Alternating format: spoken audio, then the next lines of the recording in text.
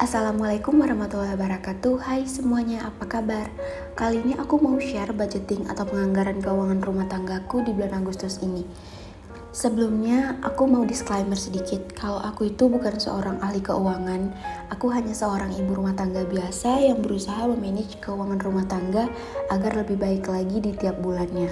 Jadi, keseluruhan isi video ini nggak bisa jadi tolak ukur atau patokan keuangan teman-teman. Mungkin untuk sistemnya bisa teman-teman terapkan jika perlu. Karena kan penghasilan tiap orang itu bisa berbeda-beda ya, ataupun jika nominal pendapatan sama, tapi goals atau tujuan keuangan dan juga gaya hidup tiap orang berbeda-beda, yang pastinya membuat perbedaan nominal tabungan tiap individu. Seperti suami aku yang seorang ASN yang pastinya udah ditetapkan nominal gajinya tiap bulan. Jadi aku sebagai seorang istri juga harus pintar-pintar mengelola keuangan untuk bulan ini dan masa depan. Jangan berharap cepat kaya raya atau bahkan bebas finansial jika mengandalkan gaji ASN yang jujur. Tapi bukan gak mungkin ASN yang jujur jadi orang yang sukses. Jika mau cepat sukses, yaitu dengan cara pengelolaan keuangan yang baik dan juga wirausaha bila perlu. Seperti aku yang tinggal di desa, untuk berwirausaha contohnya bisa mengelola usaha seperti kebun sawit, sawah, ataupun berladang. Intinya jangan sampai si suami menghalalkan segala cara agar memperkaya diri hanya untuk tuntutan gaya hidup wah yang gak ada limitnya. Pastinya juga haram untuk diberikan ke keluarga. Aku selalu bilang ke suami kalau berapapun penghasilannya per bulan insya Allah cukup dan selalu bersyukur. Jadi suami juga tenang kerjanya. Dan tiap rumah tangga itu juga berbeda-beda nominal pengeluarannya, tergantung lokasi tempat tinggal dan juga jumlah orang yang ada di dalam rumah tangga tersebut. Contohnya seperti aku dan suami baru punya 1 orang anak, tapi kami tinggal di rumah orang tua suami bersama ayah dan ibu mertua. Jadi di satu rumah ini terdiri dari 5 orang.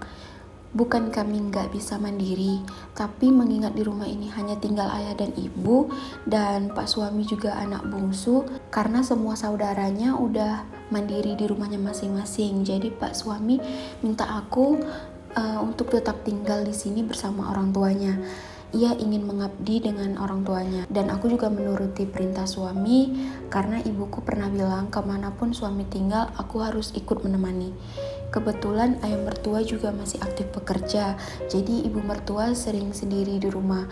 Jadi kalau ada kami di sini rumah jadi nggak sepi, apalagi kan ada anak aku yang tambah meramaikan suasana rumah. Jadi untuk pengeluaran rumah tangga ada dari ayah mertua dan juga dari suami aku. Bukan berarti kami terus bisa enak-enakan atau bahkan sulit mengelola keuangan. Kalau kita ikhlas berbakti ke orang tua, insya Allah rezeki juga lancar kok.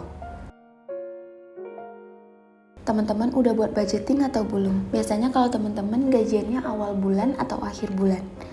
Kalau suami aku nggak menentu. Sebenarnya kalau gaji selalu di awal bulan di tanggal 1, tapi untuk remon kadang di akhir bulan atau kadang di awal bulan.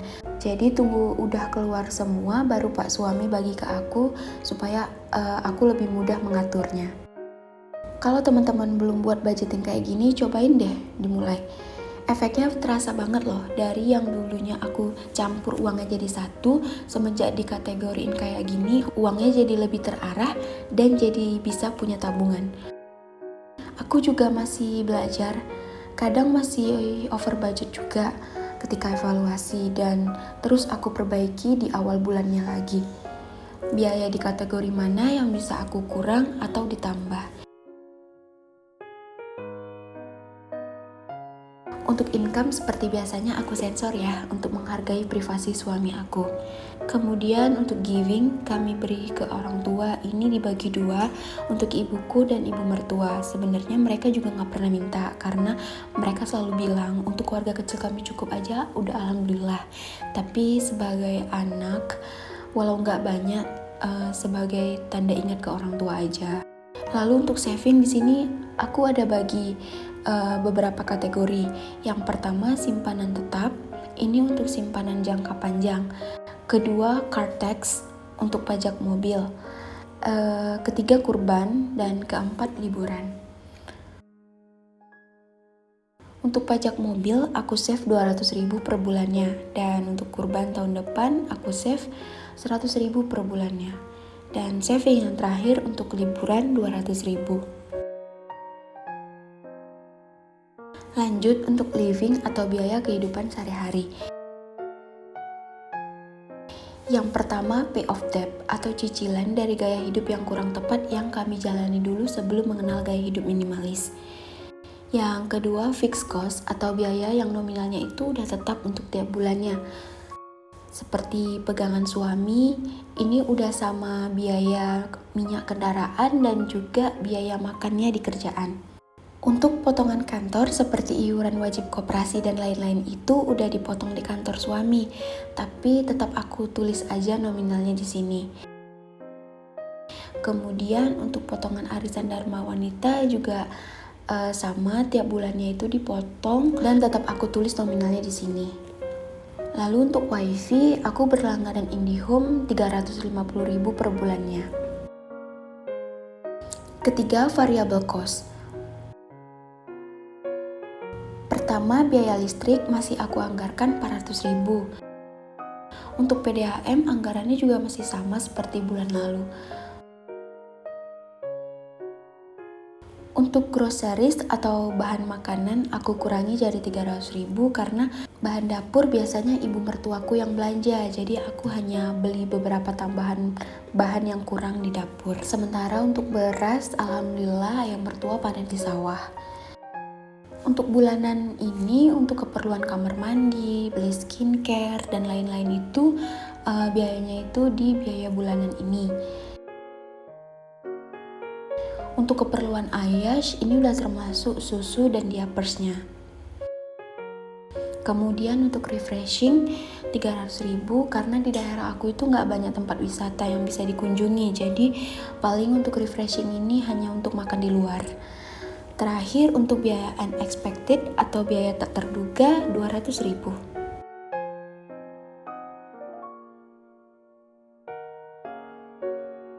Untuk seeking funds pajak mobil, alhamdulillah 1 bulan lagi selesai. Jadi untuk nanti pas udah waktunya membayar, nggak mengganggu anggaran yang lainnya.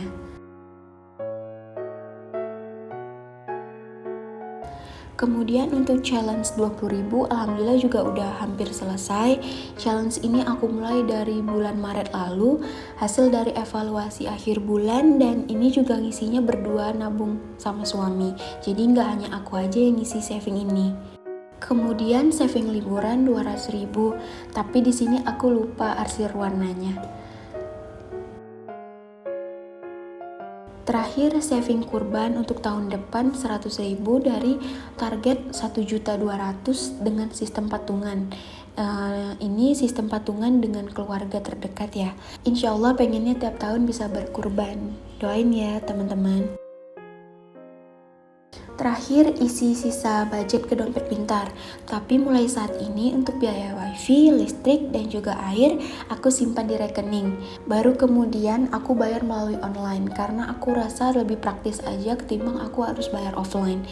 Jadi aku hanya isi biaya bulanan, groceries, keperluan Ayash, unexpected, dan refreshing itu di dompet pintar ini.